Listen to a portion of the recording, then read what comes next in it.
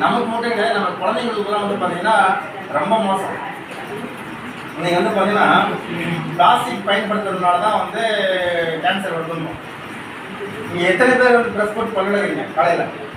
எல்லாரும் பல்லுறீங்களா? ஆனால் பிளாஸ்டிக் எடுத்தோடனே காலங்காத்தால் எடுத்தோடனே பிளாஸ்டிக் தான் வாய எடுக்கணும்.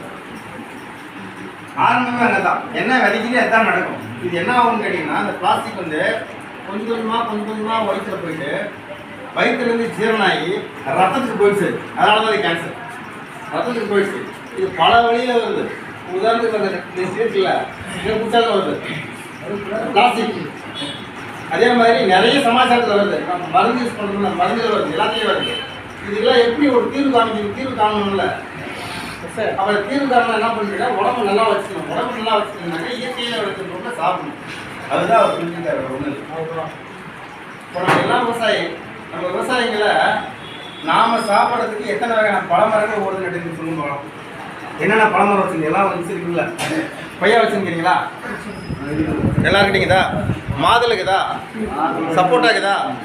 மா இருக்குதா? மாமரம், அப்புறம் எலுமிச்சை, நார்த்தங்காய். நீ சொல்றது வந்து எல்லாமே இருக்கு. ஊர்ல இருக்குது, உங்ககிட்ட இருக்குது அந்த கேள்வி.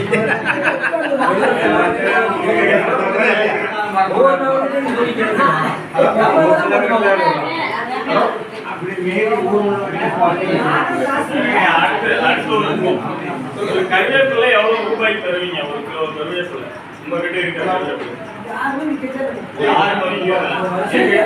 எங்க கிட்ட ஒரு கிலோ 75 ரூபாய்க்கு.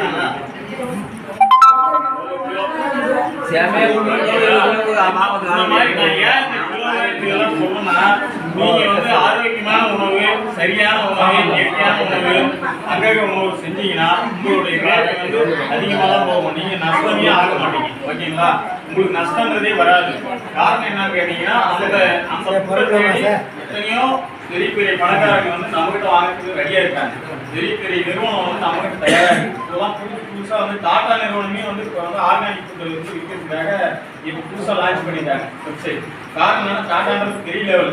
அவனே வந்து இப்போ ஆர்கானிக் ஃபுட்டை வந்து சேல்ஸ் பண்ணுறது. அவன் எங்கேருந்து வாங்குவான்? ஆர்கானிக் விவசாயம் தேடி தான் வரப்போவான். ஆர்கானிக் விவசாயம் இந்த ஊரில் இந்த ஏரியாவுக்கே பார்த்தா தேடினாங்க 10 பேர் கூட. இதுதான் உண்மை. இந்த அறுபது வட்டத்திலே பார்த்தீங்கன்னா கிட்டத்தட்ட 100 பேர் தான் எங்களால் சேர்ந்து முடிஞ்சு. இப்போதைக்கு ஒரு 50 பேர் வெயிட்டிங் லிஸ்ட் வச்சிருக்காங்க. ஏன்னா அவங்க எங்களால் தர முடியாது. ஏன்னா நாங்கள் வந்து எல்லாத்தையும் கான்டாக்ட் பண்ண மாட்டோம். எப்படின்னு கேட்டீங்கன்னா, எங்கள் பொருளை வந்து விதைக்கிற நன்னே நாங்கள் வந்து கான்டாக்ட் பண்ணிடுவோம். எப்படின்னு கேட்டீங்கன்னா, அந்த பொருள் லாஸ் ஆனாலும் கம்பெனிக்காரங்க ஏற்றுக்கணும். இப்போ 33 ரூபா ஒரு கிலோ தக்காளி